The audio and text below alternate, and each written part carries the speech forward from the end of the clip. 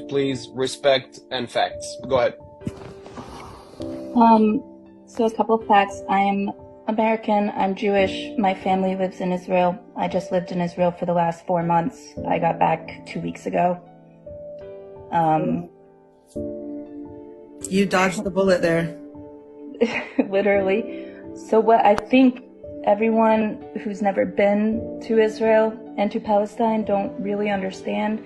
You don't really understand until you go to the territories around the West Bank and around Gaza, and you're close up and you see the wall, and when you see the surveillance, and when you see cameras pointed towards the settlers, just a couple, and then you see thousands of cameras pointed towards the West Bank and to Palestinians, and those cameras are pointed into their homes,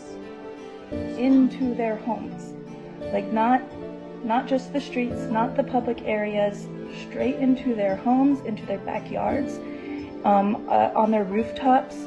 I mean, until you see it, and you see that there are, on the checkpoints, there are autonomous weapons loaded and ready to shoot someone based on video footage, and that those autonomous weapons are pointed on one side. Like, I don't think people understand what occupation means. And I don't understand because I haven't lived it. I have only looked at it from a distance. But what I can imagine is if you're a child and you're growing up knowing that the country that you live in hates you, and that they are willing to kill you, having never met you in their life based on just a video image, that the facial recognition and the surveillance and the high degree of technology and spyware that they have guarantees that they could pick off Hamas members one by one without ever blanket bombing Palestine. There's no way that this level of intelligence that Israel has doesn't dictate that what they're doing is massacre and it's genocide, and that the occupation is inhumane, and that it's not based in religion, it's not based in who was there first, and it's not based in a tit for tat.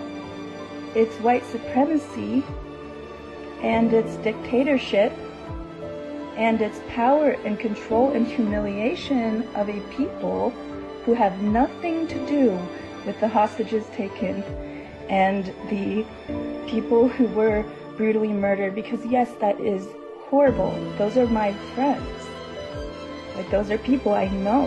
Like, I still have a family member who's missing, and we're giving DNA trying to figure out where they are. We don't know if they're dead or alive.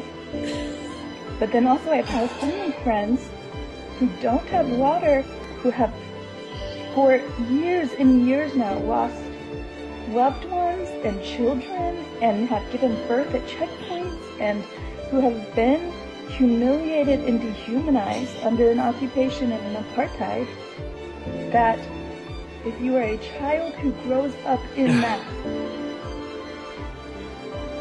why would you not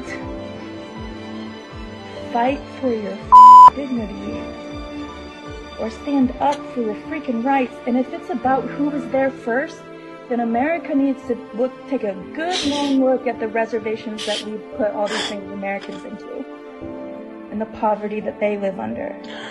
If it's this land belongs to whoever was here first, then we have a big reckoning to do.